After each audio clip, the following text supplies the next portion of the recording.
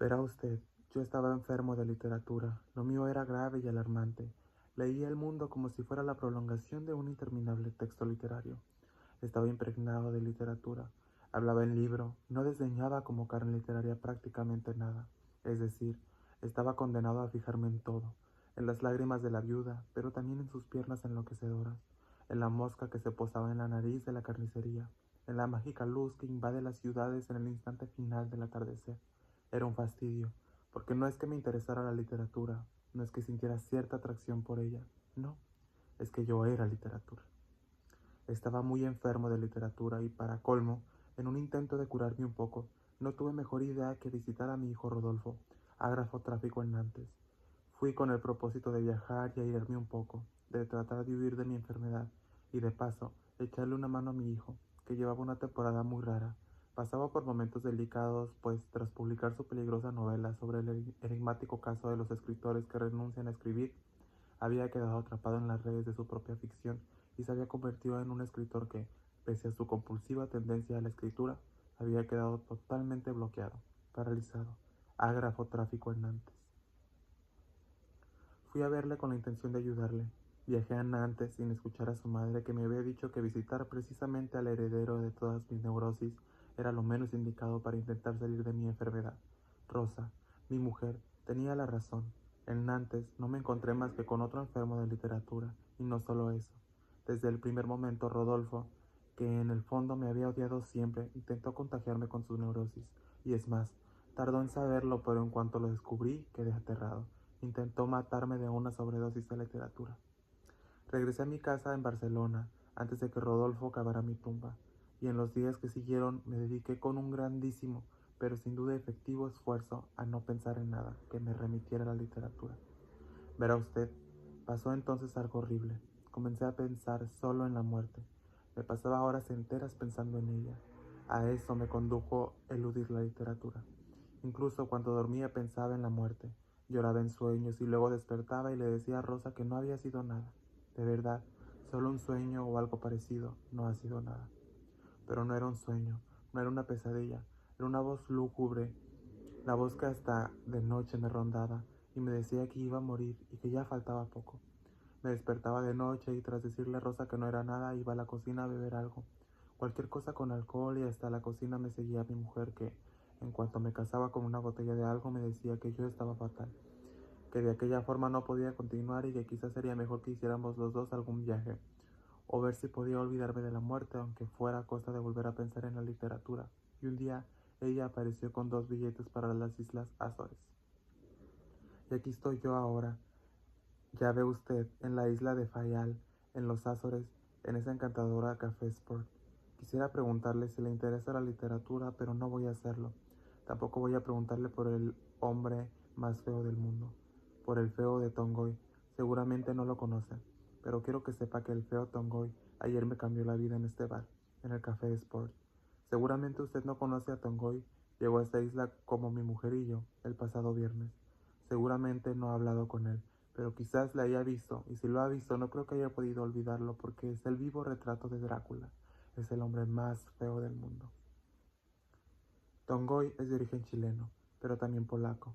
Es actor, vive en París desde hace año y medio. Procede de una familia de judíos polacos que emigraron a Chile y se instalaron en San Felipe, una pequeña población de ese país. En realidad, él se llama Felipe Schulz, pero su nombre artístico es Felipe Tongoy.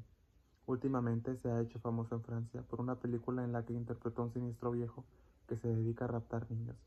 Y en su momento, hace ya bastantes años, fue algo famoso porque hizo de hombre libélula en la película de Fellini. Pero no, yo veo que usted no ha visto nunca a Tongoy, ni siquiera en el cine.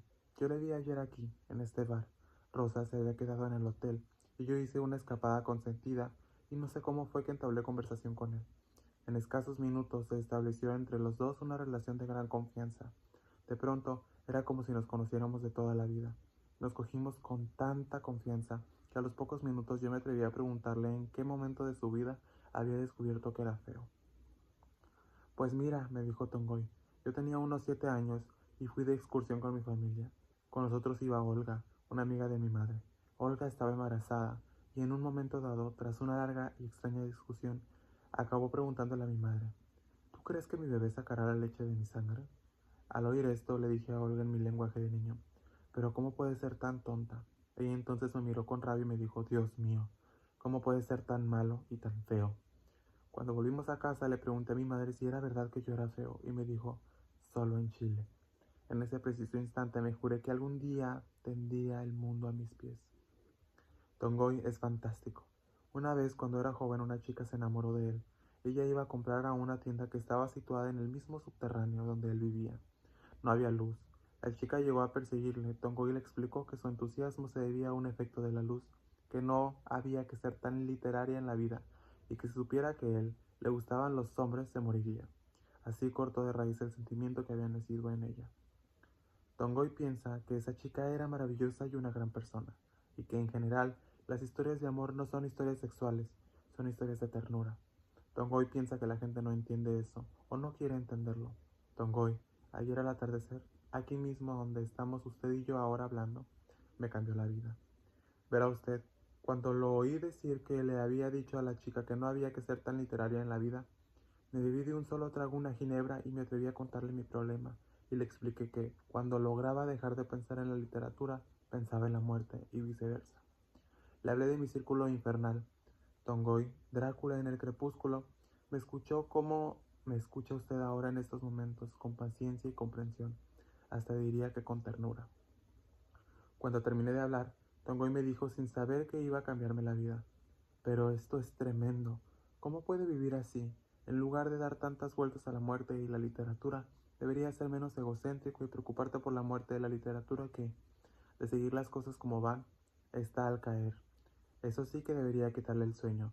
¿Acaso no has visto cómo están arrinconando a la verdadera literatura? No sé cómo fue que me vino a la memoria una frase de Nietzsche, que yo siempre he leído de 1000 formas distintas, depende del sentido que en ese momento quiera darle. Para mí es una frase comodín. Algún día, mi nombre evocará el recuerdo de algo terrible, de una crisis como no hubo otra en la Tierra. Verá usted, uno no puede ir en contra de su imaginación, y yo en ese momento, aquí en el Café Sport, hablando con el feo Tongoy, Drácula de todos mis espectáculos, imaginé que algún día mi nombre sería evocado para recordar una crisis terrible que la humanidad había superado gracias a mi heroica conducta cuando Quijote lanza un ristre, habría arremetido contra todos los enemigos de la literatura. Y es más, tuve el más extraño pensamiento que jamás había tenido un loco en este mundo, y me dije que sería conveniente y necesario, tanto por el aumento de mi honra como para la buena salud de la República de las Letras, convertirme en carne y hueso en la memoria de literatura, en la literatura misma, es decir, en esa actividad que a comienzos del nuevo siglo vive amenazada de muerte. Encarnarme pues en ella, intentar preservarla de su posible desaparición reviviéndola, por si acaso, en mi propia persona.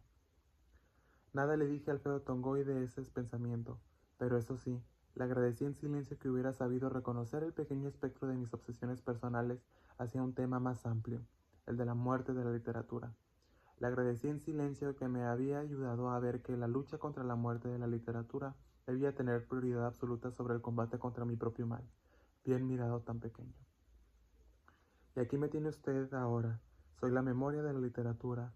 Lichtenberg decía que un hombre inteligente acostumbra a decir primero en broma lo que después repetirá seriamente. Lo que yo ayer imaginé medio en broma mientras hablaba con Tongoy, hoy ya ni lo imagino ni en broma. Lo digo seriamente. Soy la memoria de la literatura y estoy en pie de guerra. Hace un rato, Rosa me ha dicho que me encuentra algo cambiado. No sabe lo acertada que está. Porque lo cierto es que se ha producido en mí un pequeño cambio. He tomado la medicina de Tongoy. He dejado atrás mi mal y ahora soy la memoria de la literatura. Soy una historia ambulante y no puedo ni quiero ser nada más que eso. Porque todo lo que no sea memoria de la literatura me aburre y lo odio, me molesta, me estorba. Solo me apena algo, me entristezco si me pregunto a dónde va la literatura. ¿A dónde quiere usted que vaya? En realidad, la literatura va hacia sí misma, hacia su esencia que es la desesperación, y eso me apena, claro, porque vuelvo a pensar en la muerte aquí y ahora, en ese triste atardecer, aquí en el Café Sport.